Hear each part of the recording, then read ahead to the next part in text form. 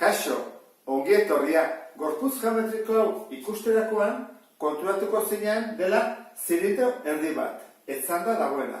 Orduan, egin beharko duguna lehenengo da, zilindro erdi honen volumena kalkulatu, eta gero kendu beharko diogu zati bat.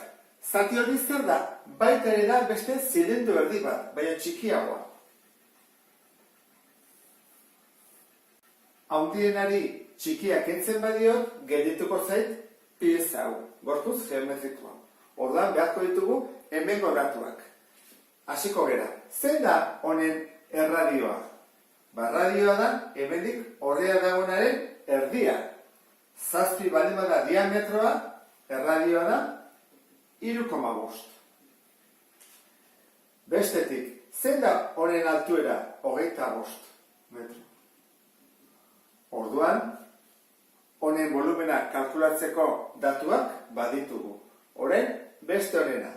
Zein da bere erradioa? Erradioa da hemendik horrea doana. Zer badoa hemendik horrea? Egin beharko dugu 7 kendu beharko dugu 1 eta 3. Toizen bada 3 metro. Horren hemendik honea 3 metro baldin bada, erradioa da horren erdia, 1,5. Eta altura betera 25 metroa. Datuak ditugunean, lehenengo kalkulatu beharko duguna da oinaren azalera. Zeitxura du zirkulo erdi bat. Bere formula izango izake. Azalera berdin, pi bider r berdin, zati bi. Eta hemen, ere bai, azalera berdin, pi bider r berdin, zati bi. Ordezkatuko ditugu, pi bider 3,5 berbi zati bi. Eta honena izango ditzake, pi bider erradioa 1,5 berbi zati bi. 19,24 metro karratu. Eta hemen azalera berdin 3,53 metro karratu. Bi azalerak jakinda, orain volumenak ateratzeko aukera izango dugu.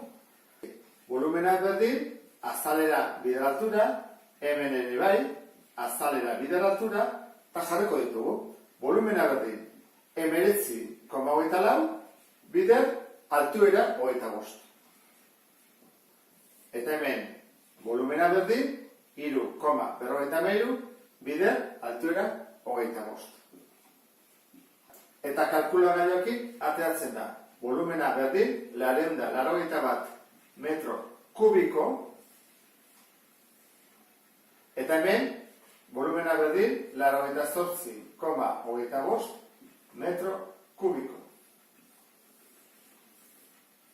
Bi gorputz geometriko hauen volumena kalkulatuta, orain falta zaiguna bakarrik da kenketa egitea.